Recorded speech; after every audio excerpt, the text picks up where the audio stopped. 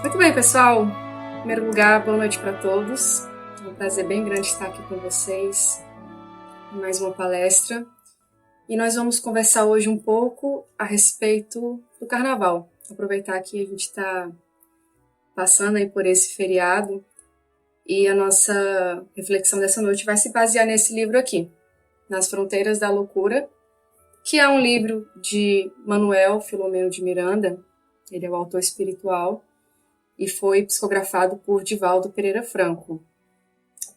É um livro da década de 80, né? Foi publicado em 1982, mas a gente percebe o tanto que ele continua atual.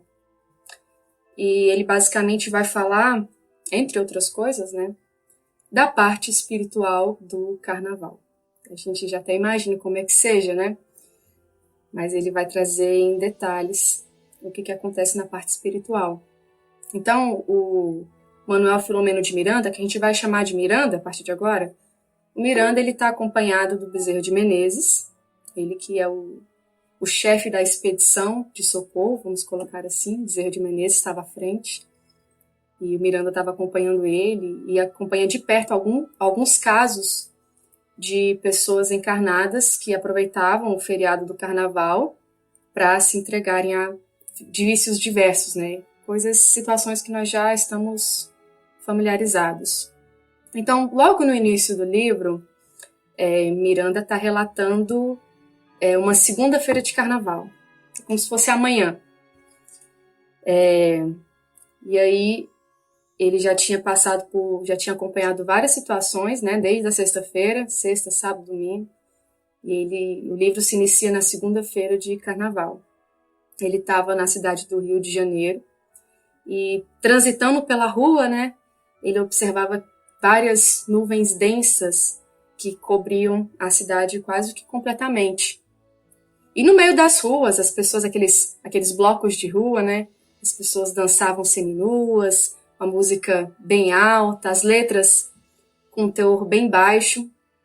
E Miranda diz o seguinte pra gente: milhares de pessoas imprevidentes, estimuladas pela música frenética, pretendendo extravasar ansiedades represadas, cediam ao império dos desejos, nas torrentes da lubricidade que as enlouquecia.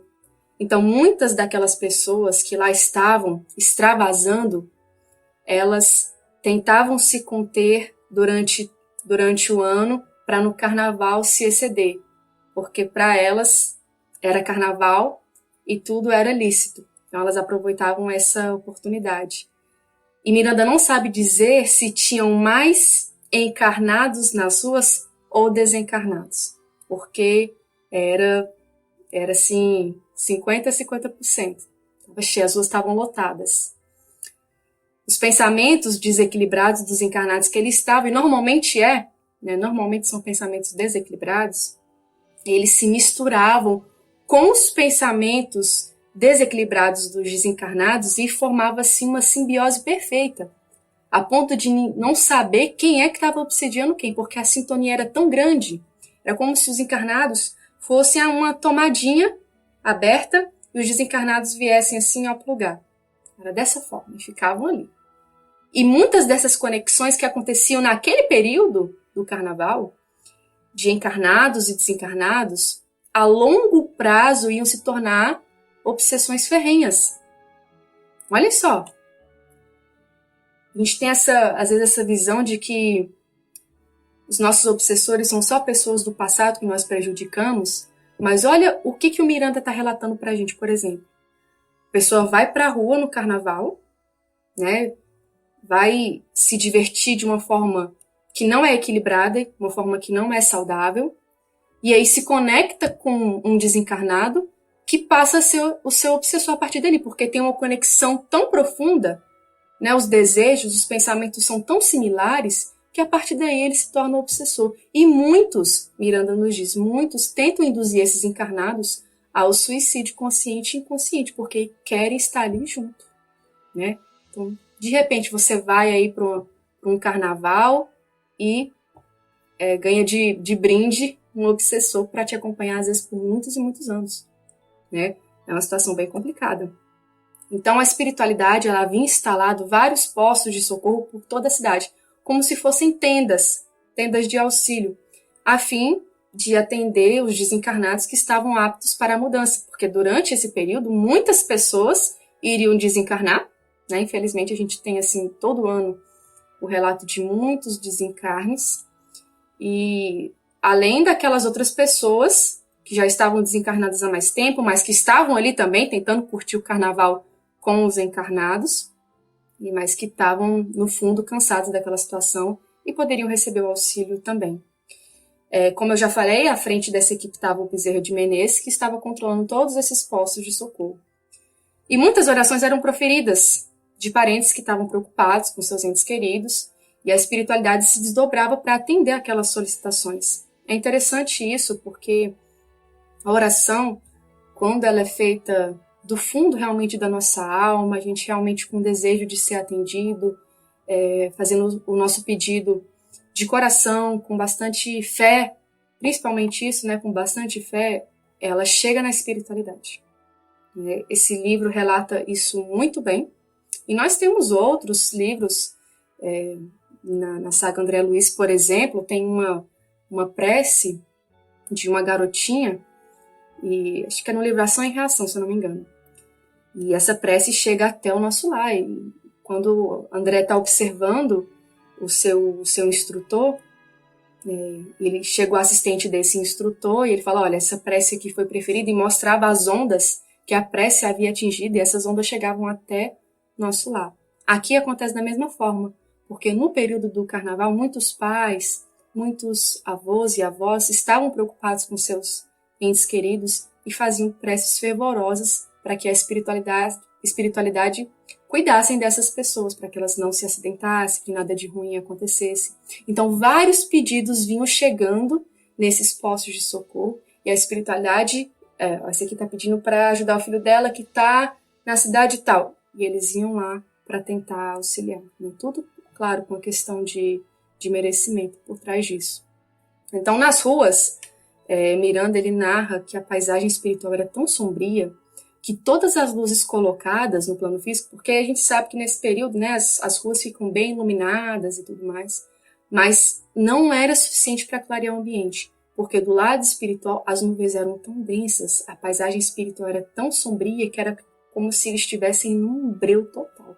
Não era suficiente as luzes colocadas para clarear.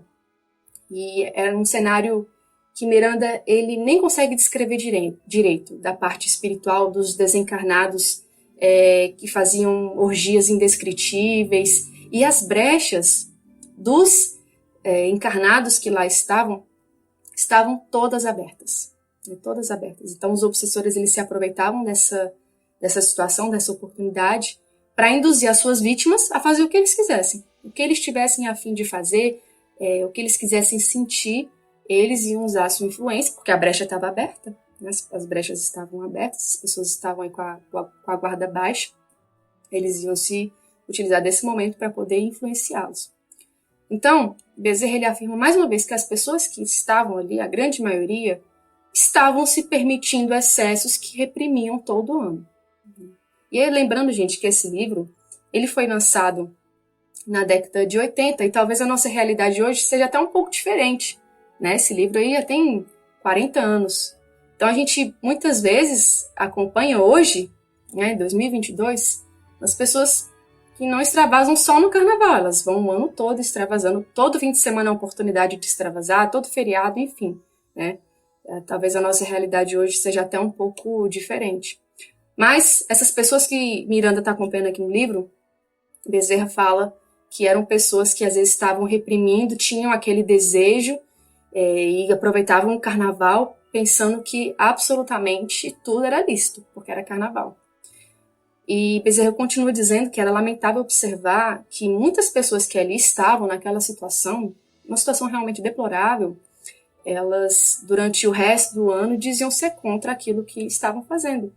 Ele até coloca a seguinte expressão, discípulos de Jesus. Se diziam discípulos de Jesus no resto do ano, condenando várias práticas que, no carnaval, acreditavam ser lícito fazer, porque, afinal de contas, era carnaval. Então, isso era realmente lamentável, segundo as palavras de Bezerra de Menezes.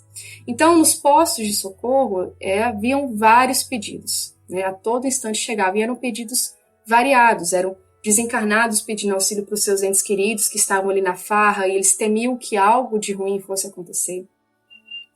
Eram também encarnados que, no momento do sono físico, quando o seu espírito se afastava, eles iam pedir para proteger seus filhos, que eram muito novos e estavam na rua bebendo, né? Pedidos variados. Eram também, e eu achei essa parte também muito interessante, espíritos que pretendiam voltar à carne, espíritos que queriam reencarnar, e eles estavam buscando ali uma chance de reencarnar, porque a gente sabe que no carnaval muitas pessoas, né, se entregam aí ao sexo sem compromisso, e esses espíritos queriam aproveitar essa chance de reencarnar. Olha, qualquer um que eu preciso voltar à Terra, qualquer situação que surgir pode me botar para reencarnar. Então eram os pedidos mais variados, e a espiritualidade estava se desdobrando para atender todos. E Miranda, na rua, né, observando as pessoas felizes, dançando, ele estava observando justamente essa felicidade. E o Bezerra diz o seguinte para ele: olha, Miranda, não se creia que todos quantos desfilam nos carros do prazer se encontrem em festa. Incontáveis têm a mente subjugada por problemas que procuram fugir, usando um corredor enganoso que leva à loucura. Diversos suicidam-se propositalmente, pensando em escapar às frustrações que os atormentam em longo curso. Então, muitos ali estavam apenas com uma máscara de felicidade, mas no íntimo estavam com vazios que não sabiam como preencher, estavam com a mente atordoada. Muitos ali, depois que passasse aquela festa, depois que passasse o período do carnaval, iriam cometer suicídio porque estavam com vidas extremamente infelizes. Então era tudo assim, na verdade, uma máscara, né? A maioria não estava verdadeiramente feliz, estava querendo escapar da realidade que eles viviam. Bezerra ele continua dizendo o seguinte: raros divertem-se, descontraem-se sadiamente, desde que os apelos fortes se dirigem à construção de todas as reservas de dignidade e respeito nas fornalhas dos vícios. Então a gente percebe, gente, por essa fala, que o problema não é o carnaval em si, né? Existem formas saudáveis de se divertir. A grande questão, né, o grande problema são os excessos. É achar que tudo convém, que tudo é lícito, tudo se pode fazer porque é carnaval. Então, esses excessos que são o problema, que trazem consequências graves espirituais. Não estão, a espiritualidade aqui, né, nesse livro, não está condenando uma diversão sadia, né, nada disso, de forma alguma. Então, nós encarnados, nós não temos nem noção do trabalho que a espiritualidade tem nessa época de carnaval. Tem durante todo o ano, mas esse período em especial é um período muito complicado, porque são muitos acidentes que ocorrem, as pessoas vão se entregando a vícios, obsessores ficam, muitas, a gente vê isso no livro, por exemplo, Sexo e Obsessão, também, do Divaldo, que muitos ficam ali aguardando o período do carnaval para sair das cavernas que estão e subir para estar aqui entre nós, aproveitando. Então, é um trabalho incessante da espiritualidade. E como é que nós podemos colaborar? Podemos ficar sempre em prece, fazendo prece pelo nosso país, pelo nosso planeta que está passando por esse momento. Podemos participar de vibração, como aconteceu ontem, por exemplo, e vai ter amanhã novamente vibrações como essa. Tudo isso contribui para que a espiritualidade trabalhe, né? E podemos nos preparar antes de dormir, por exemplo, para estarmos em espírito auxiliando também. Então, felizmente, a espiritualidade não nos deixa a própria sorte, porque se a gente não contasse com o apoio deles num período como esse, ia ser impossível. Ia ser ainda mais catástrofes. Bom, então a espiritualidade, né, aqui no livro, eles contavam com um posto de assistência central, era um posto maior. Era o posto de assistência central, era o principal posto. E tinham outros menores por toda a cidade do Rio de Janeiro. E esse posto ele foi feito com a ajuda de energias ectoplásmicas dos pensamentos dos encarnados equilibrados. Vejam só, encarnados equilibrados, né? Eles aproveitaram dessa energia ectoplásmica que nós temos para construir esses postos. Então, mais uma vez, um trabalho como aconteceu ontem, né, trabalho de vibração, é uma oportunidade que a espiritualidade tem de recolher energias nossas para construir um posto de assistência, por exemplo. É o que está sendo relatado aqui no livro. Olha a importância, olha como nós podemos contribuir também, né? A nossa oração é uma ferramenta importantíssima. A gente não tem nem noção do tanto que a gente pode fazer, do tanto recurso que nós temos através da oração. E além dessa energia ectoplásmica dos encarnados, também os recursos da natureza, das árvores, também colaboraram para construir esses postos. E esse posto de assistência central, ele contava com inúmeras máquinas para receber aqueles que iriam desencarnar no carnaval para receber o atendimento inicial. Então, muitos que iriam desencarnar no carnaval não tinham condições de serem levados diretamente para uma colônia. Precisariam continuar aqui na Terra até terem condições, né, melhorar a vibração, a energia para estarem numa colônia mais apropriada. Então, por isso que esse posto foi feito. Então, o posto de assistência central que Miranda acompanhava, ele contava com uma grande estrutura de muros ao redor, né, e ondas para impedir a entrada de espíritos baderneiros. Não era qualquer um que poderia entrar ali. Mas isso não impedia que esses espíritos baderneiros, né, e sempre tem, não impedia que eles ficassem na porta. É um momento até do livro que Miranda sai e fica observando assim perto do muro, né? Um grupo de espíritos zombeiteiros que tenta fazer chacota com os guardas e ficam falando, nós somos doentes, nós queremos entrar, nos ajudem, e morriam de rir. E os guardas ali tranquilos, nem se abalavam, eles já estavam acostumados com esse tipo de coisa, né? Eu não dava para um serviço como esse. Eu fico pensando, meu Deus, se eu fosse guarda ali, eu já ia perder o meu equilíbrio. Mas esses guardas estavam acostumados. E entre esses espíritos baderneiros, tinha uma mulher que ela estava numa agonia tão grande, ela era uma das vítimas, né? Ela estava ali como escrava deles, e eles ficavam mostrando ela, falando, vocês não querem ajudar ela? Não, vem aqui ajudar ela, sai aqui fora, vem ajudar. E, né, a Miranda fica até com um sentimento de compaixão por aquela mulher, mas o chefe dos guardas disse que não era o momento, que não faltava que a espiritualidade ajudasse, mas ela ainda não estava preparada, não estava verdadeiramente querendo receber ajuda, né? Estava mais na sintonia daqueles baderneiros do que os espíritos benfeitores. Então, esse livro, gente, ele tem vários casos de encarnados que passaram situações complicadas durante o carnaval. E eu vou trazer aqui, separei 2 casos para contar para vocês. O primeiro caso é de uma jovem chamada Hermance. Então, o Miranda ele acompanha de perto o drama dessa jovem, e quando Miranda descobre a história dela, ela tinha acabado de desencarnar. Tinha 4 horas que ela tinha desencarnado, e o seu espírito ele ainda não havia se desprendido totalmente do corpo. Então a espiritualidade precisaria intervir para desligar os laços e tudo mais. Então ela era uma menina de 18 anos, ela tinha um problema cardíaco decorrente de um suicídio que ela tinha provocado numa outra vida. Então ela já tinha um coração mais frágil, porque ela se matou, ela deu um tiro no próprio peito numa vida anterior. E ela estava no carnaval e os amigos passaram na casa dela, convenceram ela de irem curtir o carnaval juntos, né? E ela concordou e saiu com eles, avisou os pais e saiu.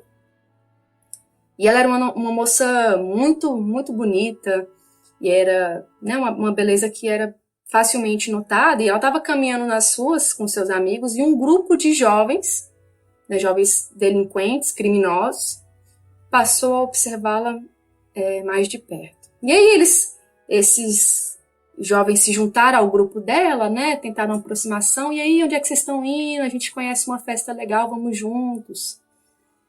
E o grupo se juntou, né, E um dos jovens, né, o mais perverso, vamos colocar assim, ele se aproximou da irmã e conseguiu convencê-la de separar do grupo e ir numa festa próxima dali. E ela, inocente, acabou concordando.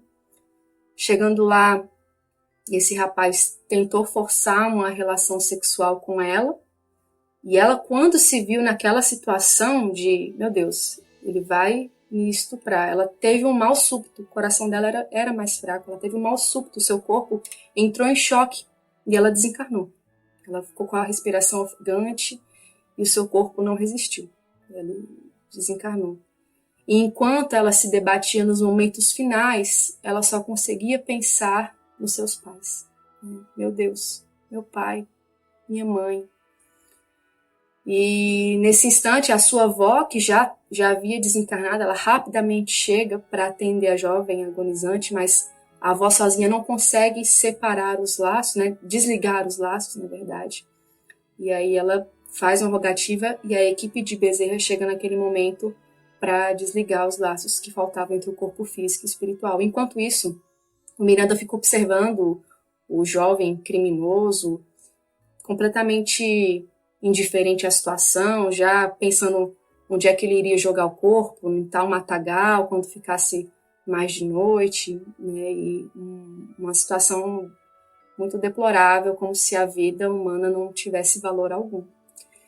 Então, a espiritualidade desliga os laços que faltavam, após isso eles levam ela, tiram ela daquele local e levam para um local adequado para ela receber o atendimento.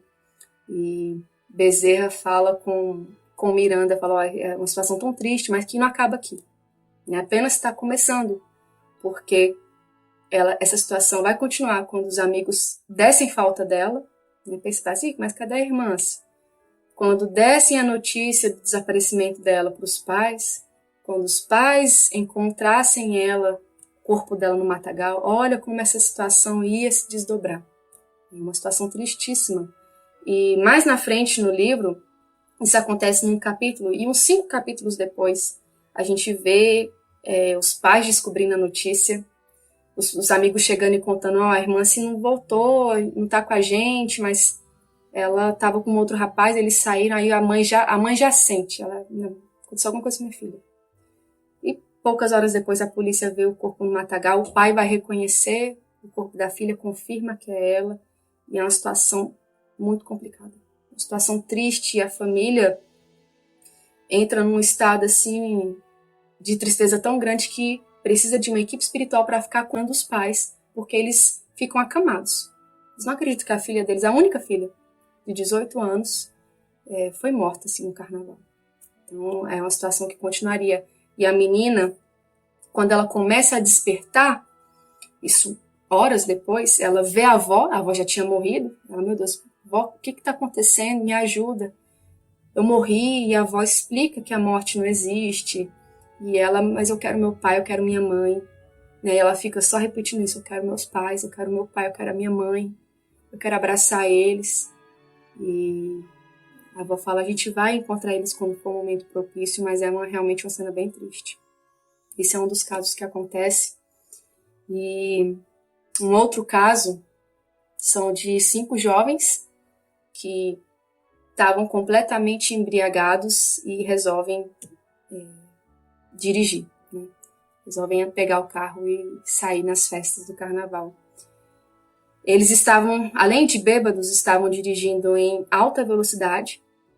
E aí, logicamente, perderam o controle, perderam a direção do carro e o carro capotou, caiu dentro de um mangue, né, um mangue com água com muito lodo, uma água muito suja, muito densa, escura.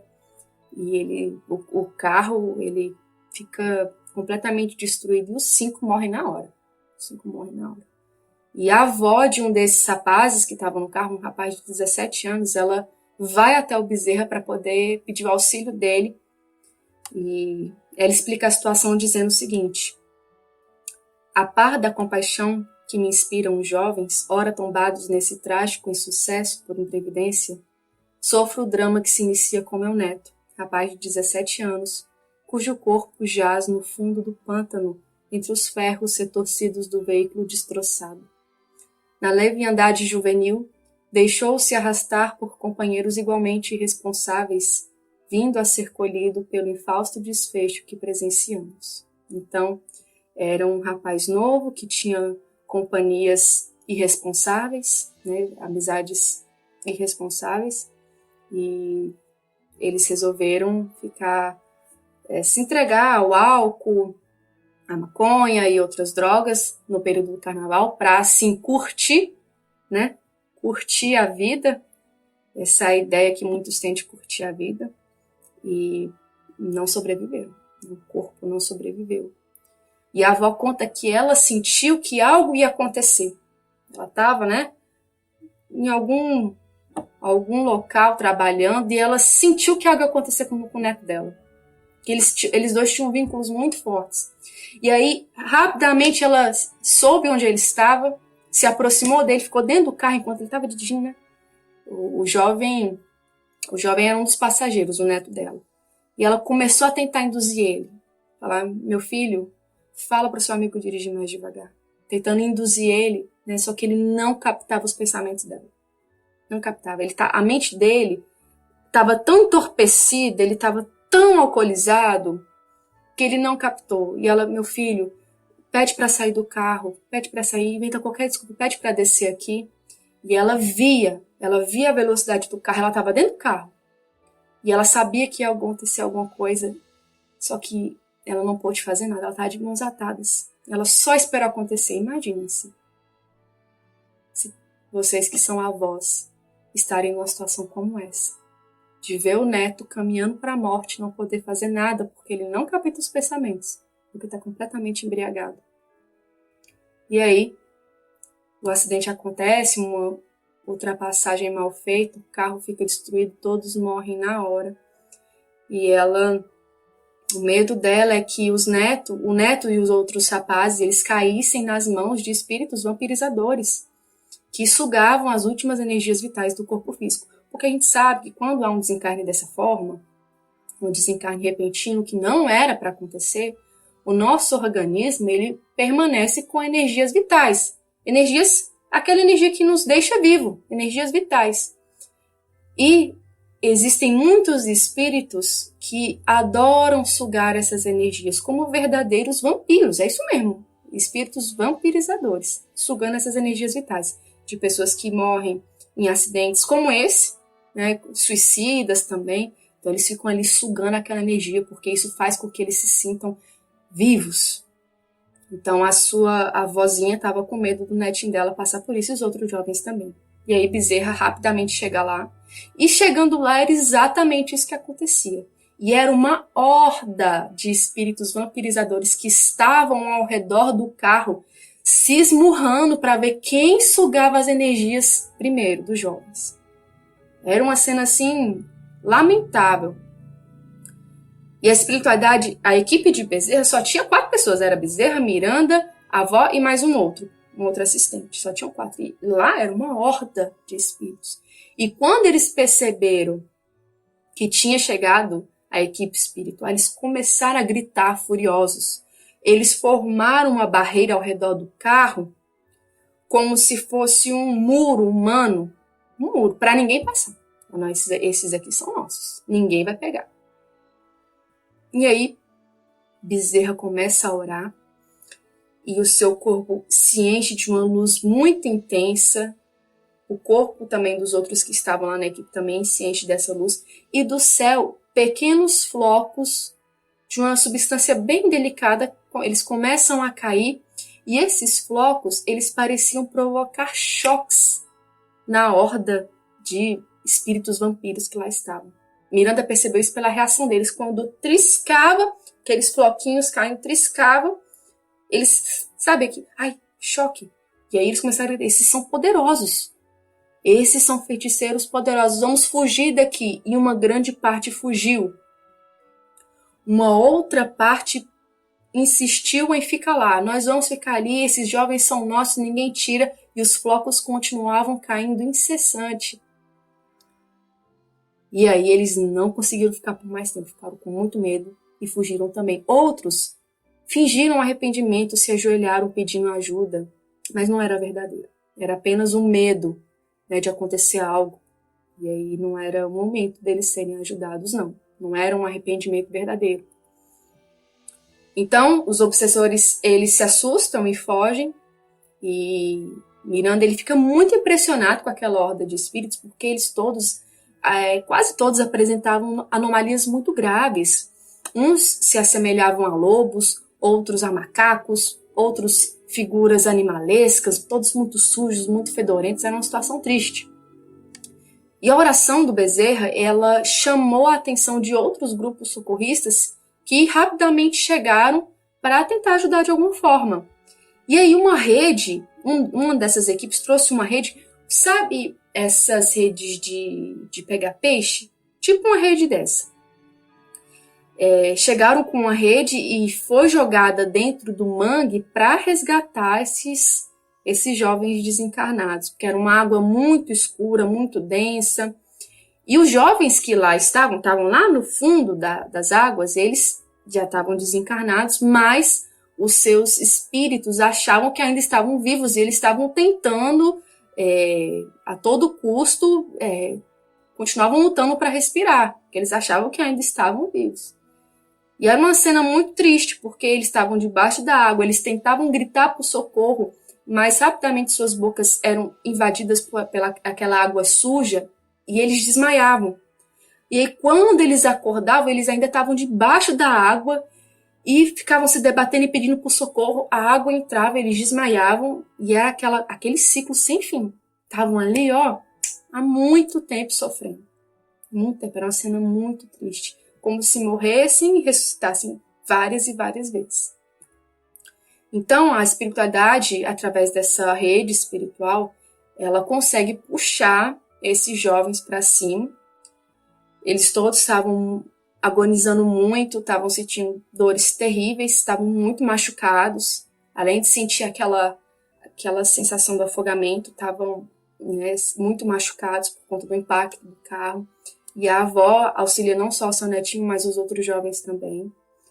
E a gente sabe que numa situação como essa, em que a morte aconteceu por causa da imprevidência deles mesmos, né, desses jovens, a situação era muito complicada, né? Eles iam passar um bom tempo ainda sentindo aquelas dores, porque era um suicídio indireto. A gente sabe que não pode beber e dirigir, né? Se a gente se submete a isso, nós estamos contando com o risco de nos acidentarmos e morrermos. Então, isso é um suicídio indireto. Então, o período de perturbação daqueles rapazes ia ser longo. E quando as suas famílias tivessem notícia do que tinha acontecido, que eles tinham morrido, né, uma situação completamente inesperada para um pai e para a mãe, que iriam sofrer muito, o arrependimento ia também afetar muitos jovens. Né? Ia ficar ali, meu Deus, por que eu fiz isso? Eu quero voltar atrás. Ia ser uma situação bem complicada. Mas a espiritualidade ia fazer o que tivesse ao alcance dela, porque a gente sabe que absolutamente ninguém está desamparado. Então, dessa forma, gente, a gente percebe, isso são apenas 2 casos, mas esse é um livro que traz vários outros, e quem não leu, eu recomendo demais, principalmente nessa época de carnaval, né, é sempre bom a gente saber das consequências espirituais que existem. E a gente percebe durante todo o livro que não há por parte da espiritualidade superior uma condenação a respeito do carnaval. Né? O carnaval em si, não é, de forma alguma. O que é prejudicial para nós mesmos são os excessos que muitas vezes a gente se permite. Muitas pessoas não conseguem perceber que é possível, sim, se divertir de uma maneira saudável. Muitas aproveitam esses dias, né, de carnaval para fugir das suas realidades mentais que são tão intoleráveis. A pessoa está com a mente tão perturbada que ela quer fugir daquilo, e a maneira que ela consegue fugir é assim. É se entregando a esses excessos. Outras estão com um vazio tão grande e não sabem com o que preencher, e preenche com vícios. Né? Não só no carnaval, mas durante todo o ano. Então, é possível, sim, nós nos divertirmos, termos lazer aqui na Terra, sem prejudicar nosso corpo físico, sem prejudicar o nosso corpo espiritual. sem atrair para perto de nós obsessores, vampiros diversos. É possível a gente se divertir sem fazer uso de drogas, sem excesso no álcool, sem precisarmos passear por aí com o nosso corpo seminu. Nós podemos nos divertir, gente, no carnaval. Podemos estar com a nossa família, com os nossos amigos, colocarmos fantasias bem legais e não nos entregarmos a esses excessos e vícios. Né? É possível. Basta a gente querer. Nós já temos o entendimento, nós já temos essa compreensão do que acontece do lado de lá. Então, em todas as situações, todos os feriados, carnaval, enfim, em primeiro lugar tem que estar o quê? O nosso crescimento espiritual. Em primeiro lugar, sempre isso. Né? Será que isso me convém? Será que isso me é lícito? Eu que já tenho o conhecimento espírita, que sei que uma situação como essa, um desvio como esse, pode atrair para perto de mim uma obsessão que vai durar séculos para eu conseguir me desprender. Será que vale a pena? A gente precisa pensar nisso e, como eu falei, colocar em primeiro lugar o nosso crescimento espiritual. Né? Foi um prazer falar aqui com vocês e até a próxima, se Deus quiser.